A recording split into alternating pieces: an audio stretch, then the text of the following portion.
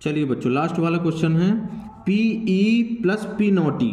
तो पीई मतलब किसी घटना के घटित होने की प्रायिकता और घटना घटित न होने की प्रायिकता, इन दोनों का योग हमेशा बच्चों एक होता है। क्या होता है? एक। तो लास्ट वाला कौन सा कहला गया? एक। ये दोनों पूरक घटनाएं कहलाती हैं और इनका योग सदैव कितना होगा बच्चों? एक।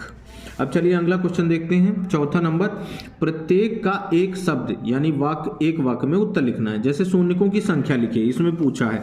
तो हमारे पास जैसे अक्ष बनी हुई है बच्चों, एक्स अक्ष और वाई अक्ष। ये रही अपनी एक्स अक्ष और ये रही वाई अक्ष। तो यहां से देखिए एक्स अक्ष, अब जो अपना ग्राफ गया है वो एक्स अक्ष को कट कर रहा है। कितनी जगह कट कर रहा है ध्यान से देखिएगा। जैसे इधर गया, फिर इधर से ये एक्स अक्ष को वापस कट करते हुए इधर निकल गया है। अब हमको अगर पी एक्स, एक्स अक्ष मतलब पी एक्स के शून्यकों की संख्या बतानी है। क्वेश्चन में पूछा है कि पी एक्स के शून्यकों की संख्या क्या होगी। तो ध्यान से देखिए, यहाँ एक्स अक्ष को कितनी जगह ग्राफ कट कर रहा है? 1, 2, 3 और 4 जगह। तो यहाँ पे पी एक्स के शून्यकों की संख्या कितनी हो जाएगी? 4। और यही आपका क्या होगा? आंसर। अगला क्वेश्चन क्या कहता है? कहता है दूसरा नंबर, सर्वाधिक बारंबारता वाला वर्ग क्या कहलाता है?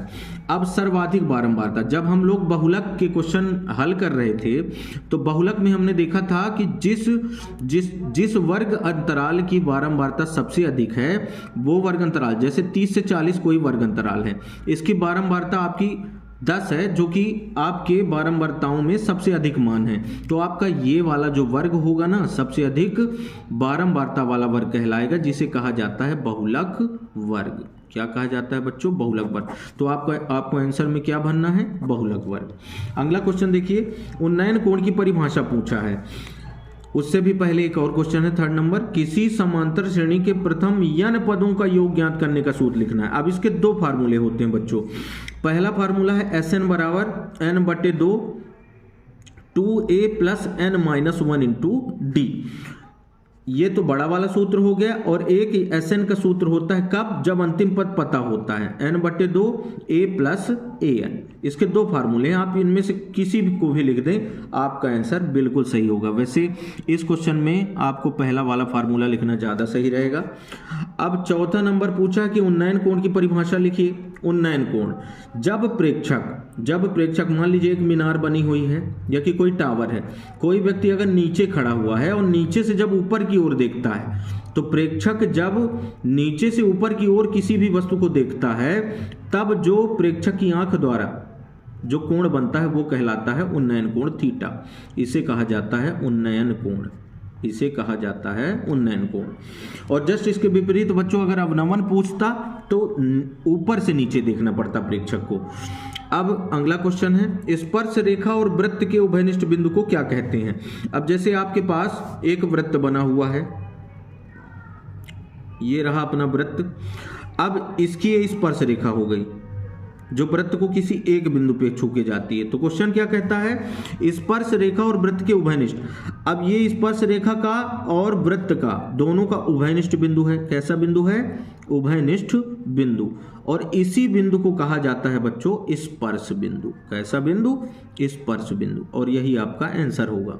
तो आपको क्या भरना है इसमें? स्पर्श बिंदु। अब छठवां नंबर देखिए क्या कहता है, शंकु के आयतन का सूत्र। सभी लोग जानते हैं शंकु का आयतन होता है 1/3 पाई r स्क्वायर h। फार्मूले बच्चों क्षेत्रमिति के पूरे आपको आने चाहिए, सभी ध्यान रखिएगा। इसमें शंकु का पूछा है, मेन पेपर में आपके गोले का भी पूछ सकता है, बेलन का भी पूछ सकता है, ये ध्यान रखिएगा। सभी फार्मूले आपसे आने चाहिए। ये क्वेश्चन कंप्लीट हुआ। अब आपका ऑब्जेक्टिव में लास्ट बचा हुआ है 5वां नंबर। देखिए ये क्या है? सत्य और असत्य बताना है।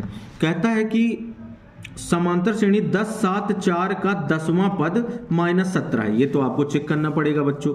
जैसे आपके पास एपी दी गई है 10, 7, 4 अप टू कहां तक का कौन सा पद पूछा है? 10वां पद। अब आपको 10वां पद बताना है। तो देखिए यहाँ a की वैल्यू 10 है, d अगर निकालना चाहें तो 7 - 10 मतलब कितनी आ गई वैल्यू? -3। अब यहाँ से 10वां पद पूछा है मतलब a10, इसे लिखोगे आप a + 9d। a की वैल्यू आपको दिख रही है 10 + 9 इंटू d की वैल्यू कितनी है बच्चों? -3। अब 10 प्लस और माइनस माइनस हो गए, 9 त्रिक 27, माइनस 27 में से जब 10 निकालेंगे आप तो माइनस का कितना बचेगा बच्चों, 17, और यही क्या है आंसर। तो आपको पहले वाले में क्या भरना है, -17 जो कि सही है, मतलब पहला सत्य कथन होगा। चलिए दूसरा नंबर देखते हैं, समरूप त्रिभुजों का क्षेत्रफल सदैव बराबर होता है। अब इसे देखते हैं, समरूप त्रिभुज, जैसे सभी समबाहु त्रिभुज समरूप होते हैं, तो मान लीजिए एक समबाहु त्रिभुज मैंने ऐसा बनाया और एक इससे बड़ा बनाया। अब ये दोनों समरूप आकृतियां हैं। कैसी आकृतियां हैं, समरूप आकृतियां।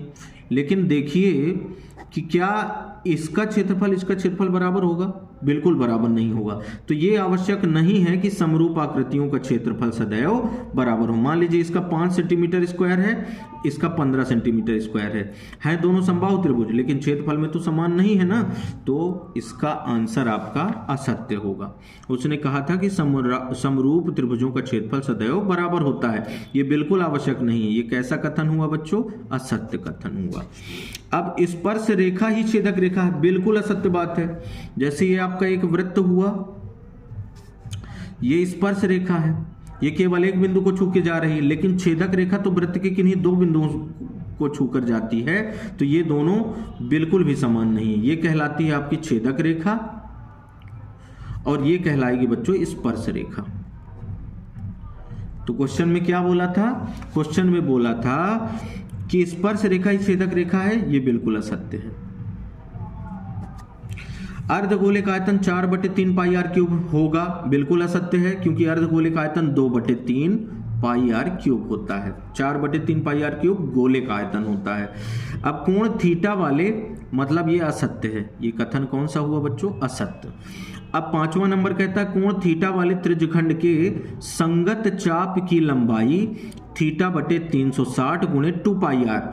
तो संगत चाप की लंबाई बिल्कुल सत्य बात है। ये संगत चाप की लंबाई का फार्मूला है θ/360 गुणे 2 पाई आर।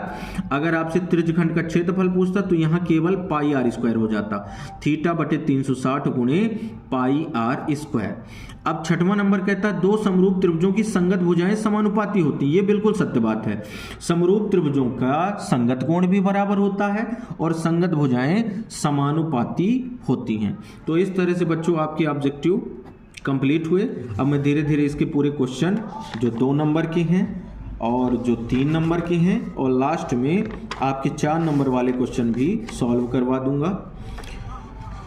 आप लोग ध्यान से पढ़िएगा बच्चों। नमस्कार, मिलते हैं अगले वीडियो में इन क्वेश्चनों के साथ। अगर आपको मेरा वीडियो पसंद